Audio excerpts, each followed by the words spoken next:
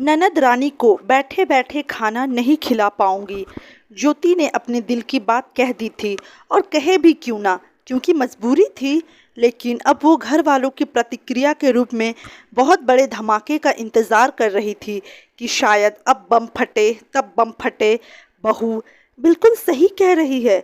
आखिर वो भी घर के सभी कामों के लिए अकेले पड़ जाती है। उसकी गोद में छोटा बच्चा है और उसकी जिम्मेदारी भी उसके कंधों पर है। अब या तो पूनम अलग घर लेकर रहे और खुद कमाए और खुद खाए, और या फिर अपनी भाभी के सभी कामों में आगे बढ़कर हाथ बटाए। तभी ससुर जी यानी कि गौतम की आवाज़ सुनाई पड़ी। ज्योति एक बार तो पापा जी की बात सुनकर एकदम चौंक पड़ी। उसको अपने कानों पर विश्वास ही नहीं हुआ, क्योंकि कहाँ वो तो धमाके का इंतज़ार कर रही थी, लेकिन ये तो बिल्कुल उसकी अनुमान के विपरीत था। अगले पल फिर लगा कि हाँ, पापा जी शायद मेरी परिस्थितियों को समझने की कोशिश कर रहे हैं। लेकिन पापा, आप मेरे पापा होकर ऐसा कैसे बोल रहे हैं? मैं अलग घर लेकर रहूं और खुद कमाऊं और खुद खाऊं?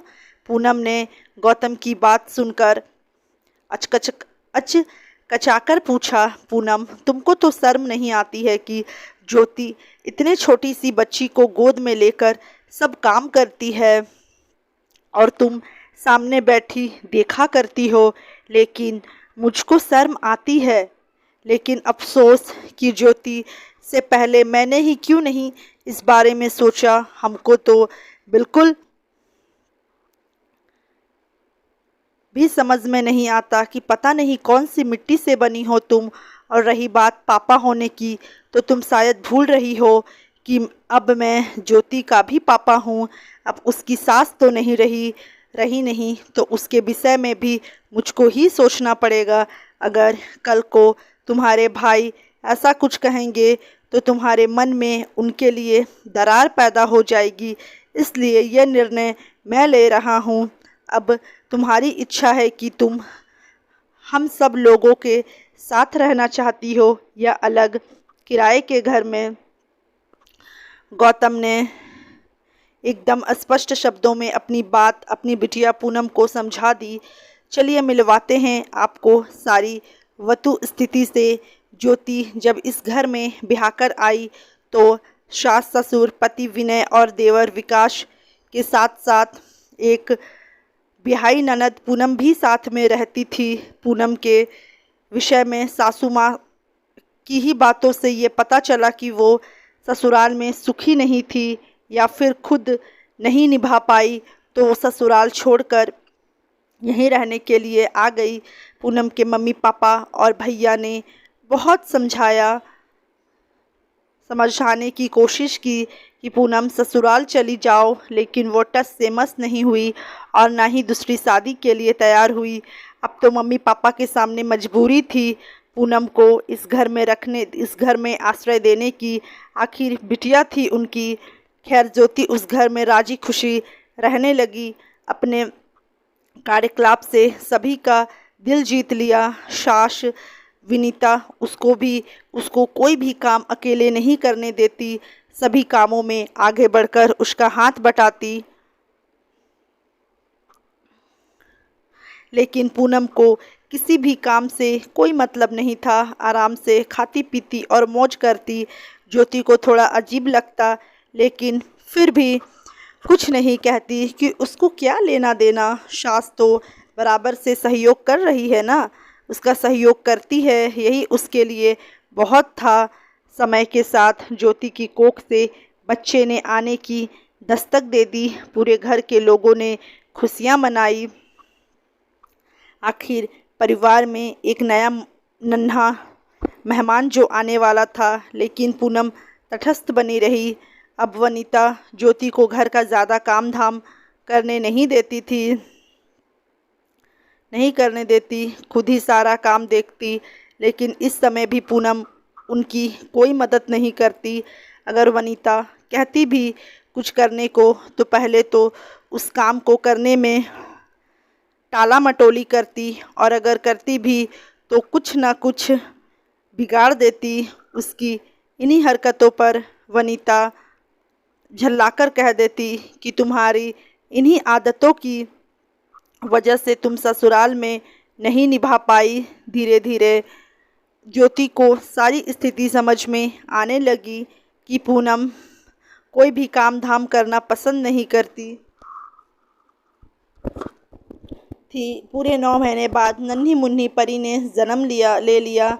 सारा परिवार फिर से खुशियों में सरोवर हो गया, लेकिन पूनम उस समय भी तटस्थ बनी रही। शायद उसको किसी की भी खुशियों से कोई मतलब नहीं था। धीरे धीरे परी 5-6 महीने की हो गई। वनीता परी को बहुत ज़्यादा प्यार करती। सबका जीवन हंसी खुशी व्यतीत हो रहा था, लेकिन ईश्वर की लीला कुछ ऐसी हुई कि काम की अधिकता के कारण वनीता बहुत ज़्यादा बीमार पड़ गई, और ठंड भी उस समय बहुत थी, तो निमोनिया के कारण उसका पूरा सीना जकड़ गया। डॉक्टर ने बहुत कोशिश की, लेकिन विनीता को बचा नहीं पाए। पूरा परिवार शोक में डूब गया, और ज्योति तो बहुत ज़्यादा फूट फूट कर रोती, क्योंकि नन्ही सी जान गोद में और पूरे परिवार का काम। पूनम को किसी भी काम से कोई मतलब नहीं। हालांकि ससुर, पति, देवर सब सहयोग करते, लेकिन फिर भी उनके दुकान जाने के बाद बहुत तरह के काम रहते थे, काम बचते। ज्योति अगर पूनम से बच्ची को पकड़ने के लिए भी कहती तो उसका सीधा सा यही जवाब होता कि मैंने कभी बच्चे नहीं संभाले, इसलिए मुझसे तो कोई उम्मीद रखना मत। ज्योति बेबस सी हो जाती। फिर या तो परी को रुला रुला कर काम करती, या फिर जैसे तैसे गोद में लेकर। आखिर एक दिन ज्योति ने शाम को खाना नहीं बनाया, और तब तक दुकान से सब लोग आ चुके थे और खाना खाने का समय भी हो गया था। परी को एक दिन पहले ही वैक्सीन लगी थी, तो वो रोई ही चली जा रही थी। क्या बात है ज्योति बेटा, आज परी तो बहुत ज़्यादा रो रही है।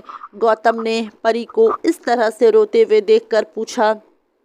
हाँ पापा जी, कल पोलियो का टीका लगा था, इसलिए बहुत परेशान हैं। इसी वजह से मैं खाना भी नहीं बना पाई। मैंने पूनम दीदी से कहा भी कि वो ही खाना बना ले, लेकिन वो पड़ोस के घर में चली गई और अभी तक रसोई खाली पड़ी है। अगर पापा जी यही बात है तो मैं दीदी को बैठे बैठे खाना नहीं खिला पाऊंगी। आखिर कुछ तो फ़र्ज बनता है कि नहीं। प्लीज़ आप लोग बुरा मत मानिएगा, लेकिन आज मैं बहुत मजबूरी में यह सब कह रही हूँ। पता नहीं किस आवेश में ज्योति यह सब कहती चली गई, लेकिन थोड़ा मन में घबराई थी कि पता नहीं ससुर जी की क्या प्रतिक्रिया होगी। लेकिन जब उसने गौतम की बात सुनी तो उसको सचमुच बहुत ज़्यादा खुशी हुई। तो फिर पूनम, तुमने क्या सोचा है? बहू के घर के कामों में मदद, या अलग घर लेकर अपनी जिम्मेदारी खुद उठाए, क्योंकि अब पानी सिर से ऊपर जा रहा है। गौतम ने बिल्कुल साफ साफ पूछा। अब तो अकेले घर में रहने और खुद कमाने खाने के नाम पर पूनम डर गई। पापा, मैं भाभी के साथ सभी कामों में मदद करवाऊंगी, लेकिन अकेले नहीं रह सकती। अब तो पूनम रुआंसी हो आई, और अब तो मरता क्या ना करता, मजबूरी में ही सही, लेकिन पूनम को बदलना ही पड़ा, वरना अलग रहने का विकल्प भी खुला हुआ था। धीरे धीरे पूनम ज्योति के सभी कामों में मदद करवाने लगी। कभी कभी परी को भी संभाल लेती, और ज्योति को भी। इस तरह पूनम का बदलाव अब अच्छा लगने लगा। तो दोस्तों, अगर आप लोग को ये कहानी पसंद आई होगी तो वीडियो को लाइक ज़रूर करें, और चैनल पर नए हो तो चैनल को सब्सक्राइब करना ना भूलें। मिलते हैं एक अच्छी कहानी के साथ में, तब तक के लिए गुड बाय, टेक केयर, धन्यवाद।